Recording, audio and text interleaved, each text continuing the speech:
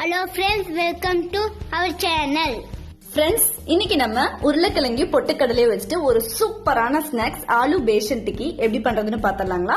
நம்ம சேனலுக்கு புதுசா இருந்தீங்கன்னா மறக்காம சப்ஸ்கிரைப் பண்ணுங்க. அப்படியே பக்கத்துல இருக்க பெல் ஐகானையும் கிளிக் பண்ணிருங்க.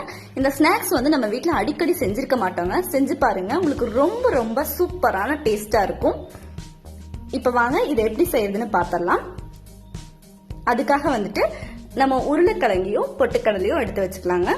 இன்னைக்கு நான் மீடியம் சைஸ்ல 3 உருளைக்கிழங்கு வந்துட்டு நல்லா வேக வச்சு எடுத்திருக்கேன்.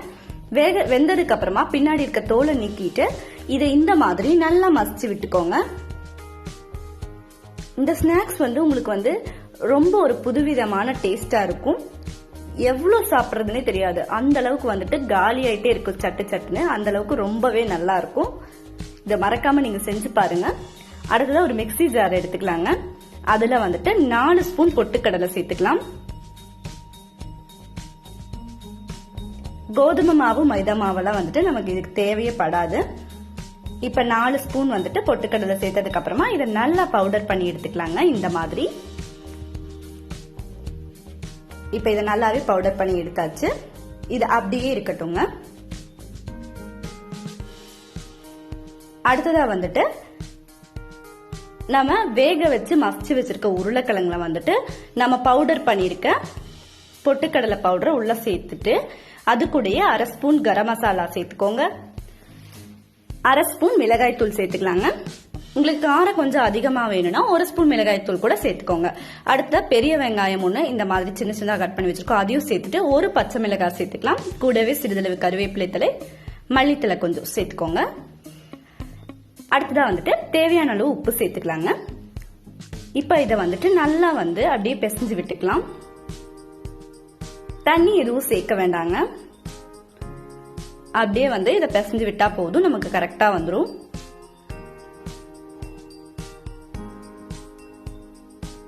இது இந்த மாதிரி நல்லாவே பிசைஞ்சுக்கோங்க. இந்த ஆலு பேஷன் கட்லெட் வந்துட்டு உங்க எல்லாத்துக்குமே ரொம்ப ரொம்ப பிடிச்சதா இருக்கும். இதை எல்லாருமே விரும்பி சாப்பிடக்கூடிய டேஸ்ட்ல தான் இருக்கும். நம்ம உருளைக்கிழங்க வச்சு போண்டா தான் அடிக்கடி செய்வோம். இந்த மாதிரி செஞ்சு பாருங்க, உங்களுக்கு வந்துட்டு ஒரு டிஃப்ரெண்டான டேஸ்டா இருக்கும். இந்த மாதிரி நல்லா பிசைஞ்சுக்கோங்க. இது கரெக்டான பக்குவம். அதுக்கப்புறமா இதை வந்துட்டு உருண்டை பிடிச்சுக்கலாம். நம்ம இந்த சைஸ்ல உருண்டை பிடிச்சிங்கன்னா உங்களுக்கு வந்துட்டு கரெக்டா இருக்கும். இந்த மாதிரி உருண்டை பண்ணிக்கோங்க. அடுத்ததான் நம்ம உள்ளங்கையில வச்சு இதை லைட்டா அப்படியே வந்துட்டு அழுத்தி விட்டுக்கோங்க. இந்த மாதிரி மீடியம் சைஸ்ல அழுத்தி விட்டுட்டோம்னா நமக்கு கரெக்டா இருக்கும். ரொம்ப லேசா இருக்க கூடாது. இது அப்படியே வந்துட்டு இனி ஒரு பிளேட்ல மாத்திக்கோங்க. அடுத்ததான் வந்துட்டு இனி ஒரு உருண்டை நம்ம பிடிச்சிடலாங்க. இந்த மாதிரி கொஞ்சம் மாவை எடுத்துட்டு உருண்டை பண்ணிக்கோங்க.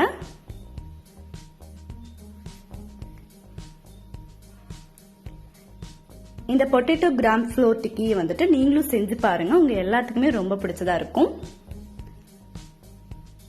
இப்ப பாருங்க, இந்த மாதிரி தட்டிட்டு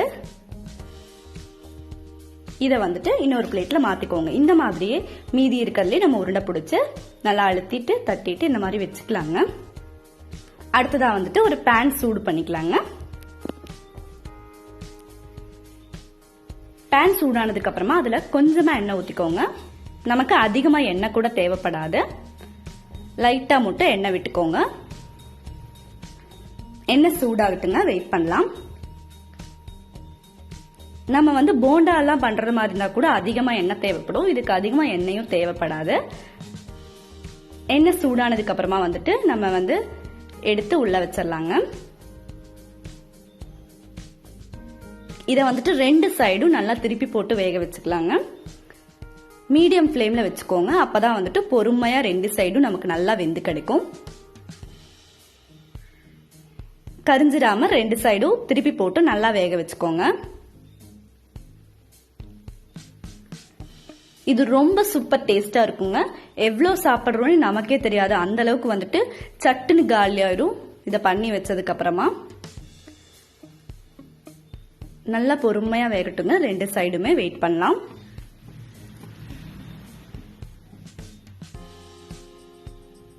இது எல்லாத்துக்குமே பிடிச்ச ஒரு பெர்ஃபெக்ட்டான ஈவினிங் ஸ்நாக்ஸா இருக்குங்க. இப்ப வந்துட்டு நமக்கு ரொம்ப சூப்பரா ரெடி ஆயிட்டு இருக்கு.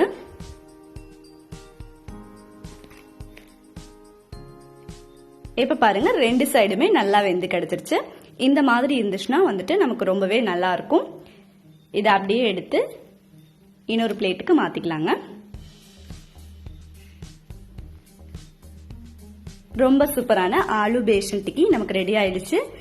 இது உங்க வீட்லயும் நீங்க எல்லாருமே மறக்காம ட்ரை பண்ணி பாருங்க. உங்க எல்லாத்துக்குமே ரொம்ப ரொம்ப பிடிச்சதா இருக்குங்க. இதை சாப்பிட்டு பாத்தீங்கன்னா இன்னும் வேணும்னு தோணும். அந்த அளவுக்கு ரொம்பவே டேஸ்டா இருக்கும். சோ இதை மறக்காம ட்ரை பண்ணி பாருங்க, டேஸ்ட் பண்ணி பாருங்க. பாருங்க, இதை பிச்சு காமிக்கிறேன் எவ்வளவு நல்லா இருக்குன்னு பாருங்க. இந்த வீடியோ பிடிச்சா லைக் பண்ணுங்க, ஷேர் பண்ணுங்க, கமெண்ட் பண்ணுங்க.